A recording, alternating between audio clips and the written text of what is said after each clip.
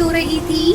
हे भगवान, पता नहीं ये बारिश कब रुकेगी। पूरे घोंसले में बारिश का पानी टपक रहा है। अरे टूनी जल्दी भाग, कहीं ये घोंसला टूटकर गिर न जाए। मैं लूसी को लेकर बाहर जा रही हूँ। अपनी माँ के चिल्लाने की आवाज सुनकर टूनी चिड़िया जल्दी से भागकर घोंसले से बाहर निकल आती है। अचानक तेज आवाज के साथ टुनटुनी का घोंसला टूटकर पेड़ से नीचे गिर जाता है। अब उनके पास रहने का कोई ठिकाना नहीं था। टुनटुनी चिड़िया अपनी बेटियों को लेकर बारिश में इधर उधर भटकने लगती है। ये कैसी आफत आ गई मेरे ऊपर। इतनी तेज बारिश में मैं अपनी बच्चियों को लेकर कब तक भटकती रहूंगी। कहीं कोई सर छुपाने की जगह मिल जाती तो अच्छा होता। काश तेरे पापा जिंदा होते तो आज हमारा पक्का घर होता। इस तरह हमें दर बदर की ठोकरें नहीं खानी पड़ती। तभी टूनी चिड़िया को दूर एक पेड़ के नीचे बहुत बड़ा गुलाब दिखाई देता है। माँ देखो, उस पेड़ के नीचे एक बहुत बड़ा गुलाब पड़ा हुआ है। चलो चलकर उस गुलाब में छुप जाते हैं। टुनटुनी चिड़िया अपनी बेटियों के साथ उस पेड़ की तरफ जाती है। अरे ये तो गुलाब का फूल लग रहा है। इसमें दरवाजा और खिड़कियाँ भी है।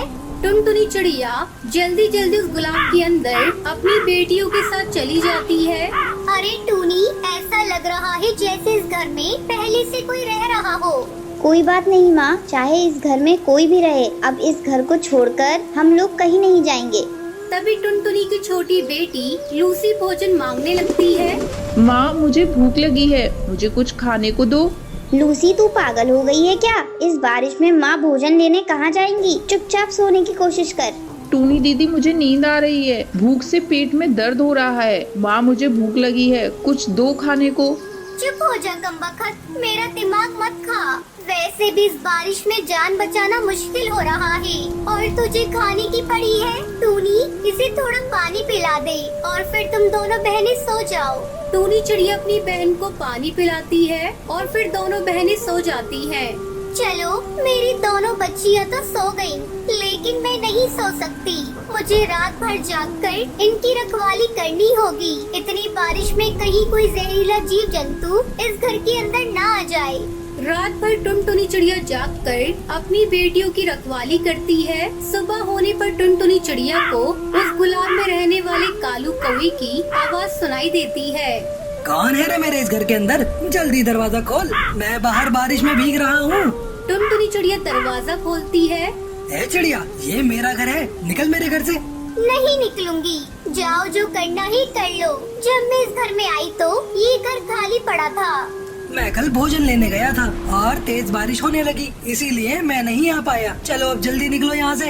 अंकल, हम लोगों को यहाँ से मत निकालिए। हम लोग कहाँ जाएंगे? बारिश में हमारा घोंसला टूट गया है। मूर्ख चिड़िया, तुझे एक बार में समझ नहीं आता? मैं बोल रहा हूँ ना, ये मेरा घर है और मैं यहाँ किसी को रहने नहीं दे सकता। कालू भैया, मैं आपसे विनती करती हूँ, मुझे और मेरी बेटियों को इस घर से बाहर मत निकालिए। जैसे ही बारिश रुकेगी हम लोग यहाँ से चले जाएंगे। थोड़ी देर बाद बारिश रुक जाती है और टुनटुनी चिड़िया अपनी बेटियों को लेकर जाने लगती है। तभी कालू कौवा टुनटुनी चिड़िया से कहता है, तुम्हें कहीं जाने की जरूरत नहीं। तुम्हारा भाई इतना निर्दयी नहीं है जो तुम लोगों को इस घर से बाहर निकाल दे। अब से हम लोग साथ साथ रहेंगे। ये लो, मैं कुछ भोजन लेकर आया हूँ, खुद भी खा लो और बेटियों को भी खिला दो। कालू कौवा टुनटुनी चिड़िया को अपनी बहन बना लेता है और फिर सभी उस गुलाब के घर में खुशी खुशी रहने लगते हैं।